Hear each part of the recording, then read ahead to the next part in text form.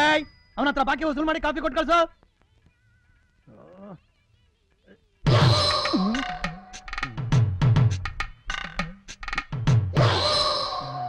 ಏನಯ್ಯ ಬಂದ್ 10 ನಿಮಿಷ ಆಯ್ತು, ಏನು ಅಂತ ವಿಚಾರಿಸಕ್ಕಾಗಲ್ವಾ? ನನ್ನನ್ನು ಯಾರು ಅಂತ ತಿಳ್ಕೊಂಡಿದ್ಯಾ?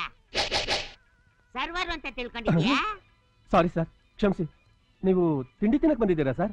ಗೊತ್ತಿಲ್ಲದೆ ಹೇಳ್ಬಿಟ್ಟೆ ಸರ್. ಕೂತ್ಕೊಳ್ಳಿ ಸರ್, ಕೂತ್ಕೊಳ್ಳಿ. ಪಕ್ಕದಲ್ಲಿ ಬಂದು ಕೂತ್ಕೊಂಡ್ಬಿಟ್ರೆ ಇಲ್ಲಿ ಕ್ಲೀನ್ ಮಾಡೋನ್ ಯಾವನ?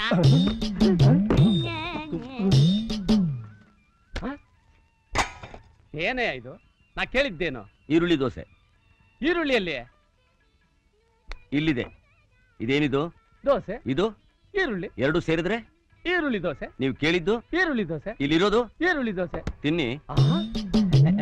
ಗಣೇಶ ಒಂದೇ. ಒಳ್ಳೆ ಕೆಲಸ ಮಾಡಿದೆ, ಒಳ್ಳೆ ಕೆಲಸ ಮಾಡಿದೆ.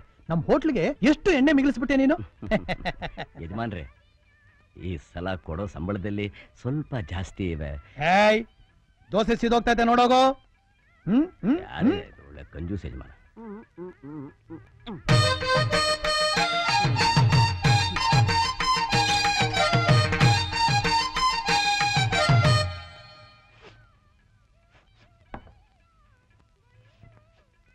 ಏನಿದು? ಇಲಿ ಸತ್ತು ವಾಸನೆ ಬರ್ತಾ ಆಯ್ತಲ್ಲ.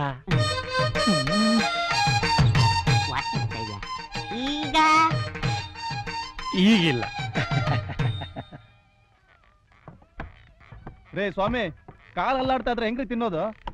ರೇ ನನ್ನ ಕಾಲ ಆಡ್ಸೋದಕ್ಕೂ ನೀವು ತಿಂಡಿ ತಿನ್ನೋಕು ಏನ್ರಿ ಸಂಬಂಧ? ರೇ ನಾನ್ ಹೇಳಿದ್ ನಿಮ್ ಕಾಲಲ್ಲ ರೀ, ಮತ್ತೆ ಟೇಬಲ್ ಕಾಲ್ ಅಲ್ಲಾಡ್ತಾ ಇದ್ರೆ ಹೆಂಗ್ರಿ ತಿನ್ನೋದು? ಓ ತಿಪ್ಪೇಶ, ಆ ಕಾಲಿಗೊಂದು ಕಲ್ಲು ಕೊಡೋ.